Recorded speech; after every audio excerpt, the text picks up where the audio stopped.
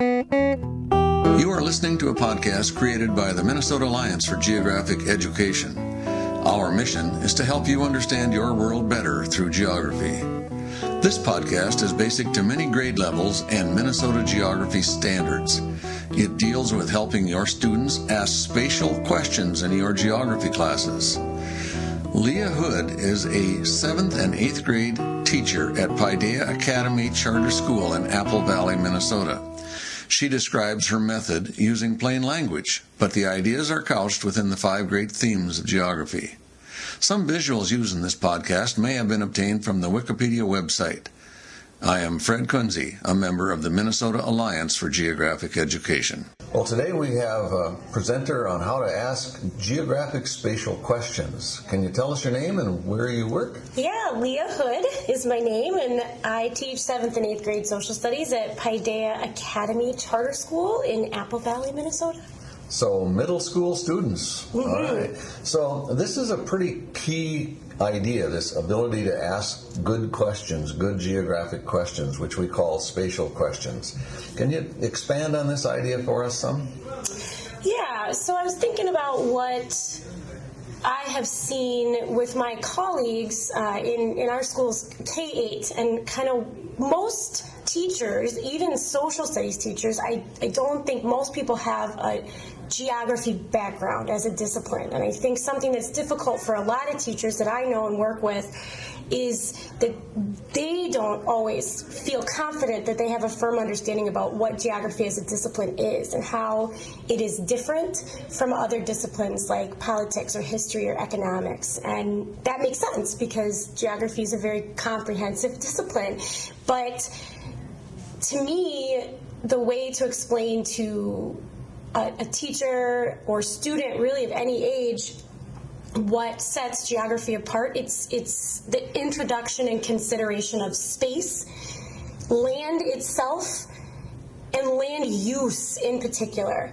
So when I define geography to my students for our purposes in 7th and 8th grade with the Minnesota standards, I talk with them about the fact that geography is human-environment interaction, and real academic geographers will go off in all different directions with that and say, well, yeah, but there's physical geography and you don't have to talk about.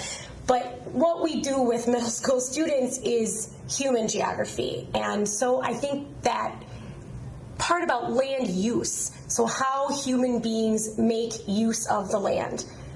For what purposes? Why do they do that? That is what sets geography apart. And so kind of at a most basic level, asking a spatial question is thinking about relationships between places and how people use the land. So where are people located, or what else is located there with them? Why are they located where they are? So those questions about what is there, why is it there, what is not there is often a very revealing and interesting question that I think a lot of, especially students, you kind of have to be explicit, I think, in making them think about what is not there, and that's very important in asking spatial questions. And why is that thing or that group not there in that place or that location? And then how is one place connected to another? How are people in different places on the globe, the Earth's surface, how are they connected to one another? The big question, of course, is why does that even matter?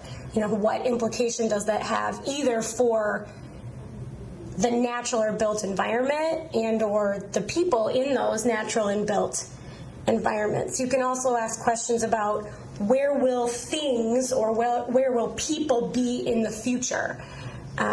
So I think those are kind of, to me, some very introductory, easy to grasp questions and concepts, but the link there is the people and the land and how they're using that land or that space. So we focus on the people and the land and the use of the land. Yes. And so the teacher at actually almost any level could just simply tailor that question. Yeah. For an elementary teacher and the lower elementary teachers, they could actually just their neighborhood, and they could ask them questions about why is this store here, or why is this road here, that kind of thing. And as you go up through the grade levels, you get into more complex questions. Is that a fair summary, Leah? I think so. I definitely think so. And again, I because I teach middle school, and this is getting to be higher level, but I mean, elementary school teachers are very aware of what their students are ready for and at what point in the year and things like that. So I totally trust their ability to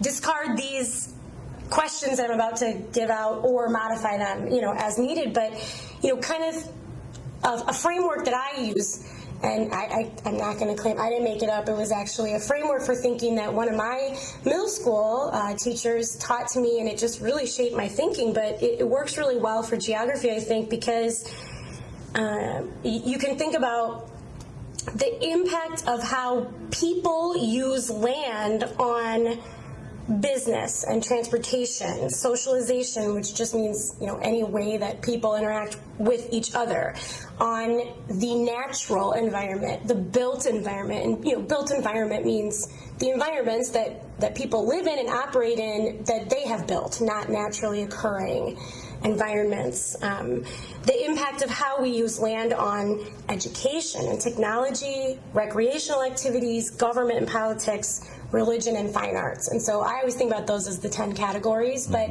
I think that that's a useful way for middle school students, high school students, perhaps elementary school students to think about how to narrow in on forming a spatial or geographic question. And what I'm hoping to do is to give you some examples of those. And I grew up on a farm in northeast Iowa, and I actually wrote a pretty lengthy paper structured around these 10 categories: business, transportation, so on, for one of my senior papers as a geography major at McAllister College with Professor Landgren, who was my advisor. And so I'm going to kind of give just a couple examples of some spatial questions, and these are higher level, but just to give people examples about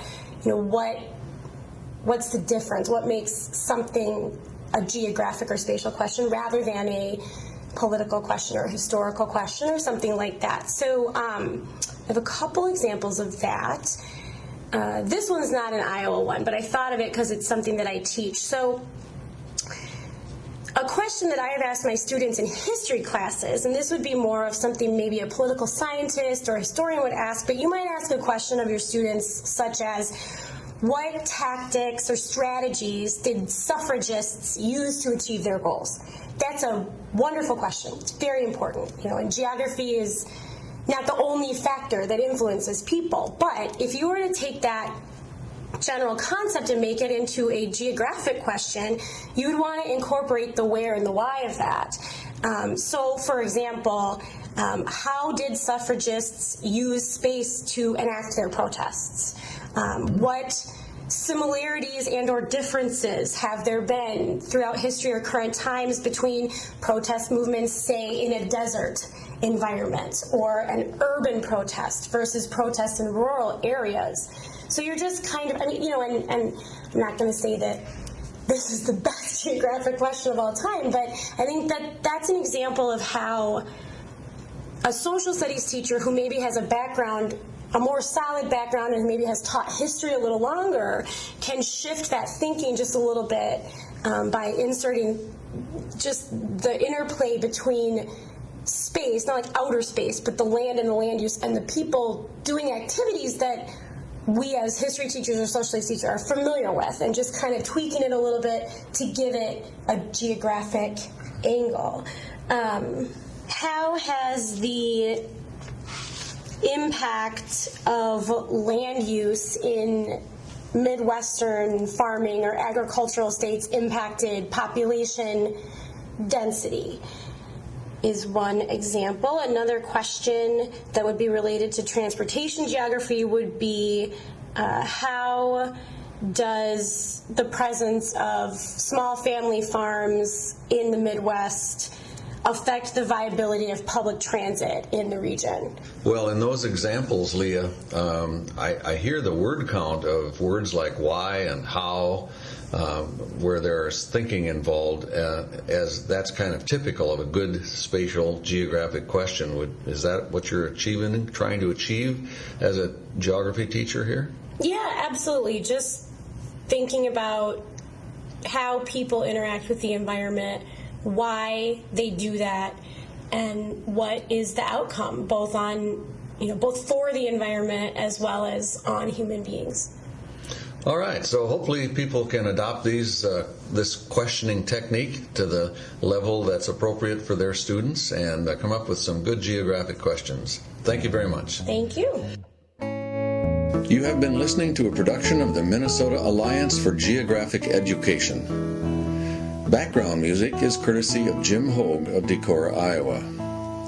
The Minnesota Alliance is a non-profit group of educators and other parties who are interested in promoting an enhanced understanding of our world through improved geographic literacy.